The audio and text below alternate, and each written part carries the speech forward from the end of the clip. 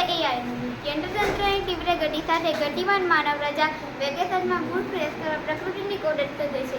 આ પ્રકૃતિની કોડે પરંપરાગત જીવન જીવતો માનવ એટલે આદિવાસી.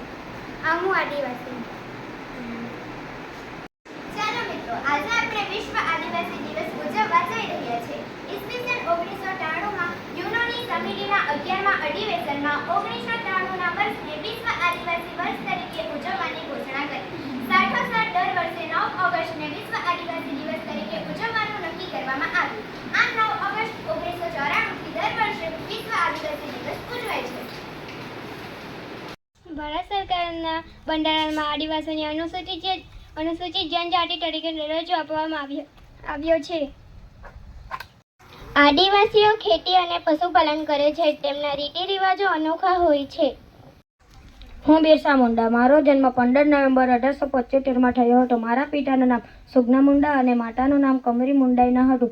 મારું બાળપણ ઘેટા બકરા ચરાવવામાં, વાંસળી વગાડવામાં અને અખાડાની રમતો રમવામાં ગયું હતું. મેં લોકોને અંગ્રેજો સત્તા સામે લડવાની હિંમત આપી. મેં આદિવાસી વિકાસ માટે આંદોલન ચલાવ્યું. આદિવાસીઓ મને ભગવાન માને છે. મિત્રો, આજે હું તમને ઉલગુલામ ચળવળ વિશે જણાવીશ. અંગ્રેજ સત્તાના જાગીરદાર જમીનદાર દ્વારા આદિવાસીઓનું શોષણ ચરમસીમાએ થતું હતું. તેના વિરોધમાં ઈસવીસન 1895માં વ્યાપક આંદોલન થયું. તેને ઉલગુલામ તરીકે ઓળખવામાં આવે છે. તેનું નેતૃત્વ બિરસા મુંડાએ લીધું. અંગ્રેજ અને બિરસા મુંડાના આંદોલનથી ભય લાગ્યો. જનજાતિઓ બિરસા મુંડાના નેતૃત્વ મુંડારાજ સ્થાપિત કરવા ઈચ્છતા હતા. જ્યારે આંદોલન ફેલાયું ત્યાં અંગ્રેજોએ રાજવહીટીને અડચણરૂપ બનાવવાનો ખોટો આરોપ મૂકી બિરસા મુંડાના ઈસવીસન 1895માં કરવામાં આવી. બિરસા મુંડાની ચળવળ એક આદર્શની કલ્પના હતી. તેઓ સમુદાયના લોકોને અંદરના અને યુરોપના શોષણખોરોથી મુક્ત કરવા માંગતા હતા.